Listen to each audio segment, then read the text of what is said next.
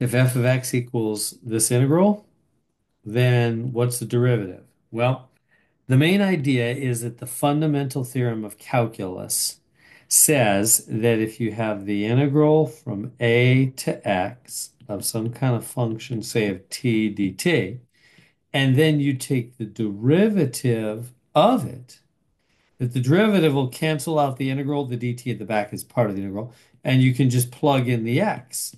So it'll just be f of x, like that. So that's the fundamental theorem of calculus that Newton and Leibniz discovered in the 1500s, that derivative and integral are opposites of each other. Derivative and integral cancel each other out. That was the big discovery. So the derivative cancels the integral, you can just plug in the x. Now, what if the x is not an x though? What if it's like an x cubed? Does that matter? Well, yeah. Remember what we learned? We're taking the derivative of something, right? Remember what we learned earlier when you're taking the derivative of something and the part you're going to plug in, right? This right here, let me circle it, is it's the plug-in or the inside. Remember, if the inside thing that you're going to plug in, the inside, this becomes, see right here, it becomes the inside, doesn't it? We plug it in right there and it becomes inside. So you think, well, so then if that's x to the third power, let's put a little three there, x to the third power, you just plug in x to the third power. Well, because we're taking the derivative, if the inside is anything other than a simple x, you got to go times because of the what? The chain rule, right? The derivative of the inside, which would be 3x squared. Remember that? Remember the chain rule? So the chain rule is always there. So there's two rules going on here. We have the fundamental theorem of calculus, and then we got the chain rule. So the fundamental theorem of calculus says, hey, derivatives cancel integrals. And then you just take that and you plug in, that becomes the inside. Right. But we also learned that whenever you take a derivative, if the inside thing you're plugging in is anything other than a simple x, the chain rule says you got to multiply by the derivative of the inside.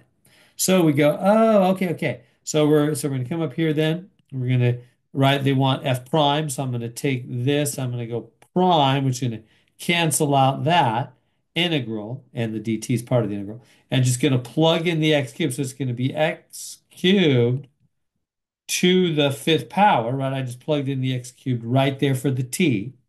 The t is being raised to the fifth power, so the x cubed is being raised to the fifth power. But that's not all. Times says the chain rule, the derivative of the inside, right? Keep the inside the same at first, times the derivative of the inside function, 3x squared. And so what does that equal? Well, that equals what? X to the 15th. Because these guys multiply. Powers inside multiply powers outside times 3x squared. So putting that together, that's 3x to the 17th, which is the answer. By the way, are you familiar with those rules? If you have like x to the second times x to the third, those add. That's what happened right here. 15 and 2 added. Why? Because just think about it, that's two x's, that's three x's. What do you got? Five x's. Versus if you have x squared to the third power, those multiply. You have a single x to two powers like that, they were as opposed to two x's, each having their own powers. They multiply. Why? Well, because just think about what is it? It means x squared, x squared, x squared, doesn't it? Three of them, which is two x's, two x's, two x's. So what do you got? Six x's. So that's what happened here. 3 and 5 multiplied to be 15. Just reviewing those rules with you. So there we go. There it is.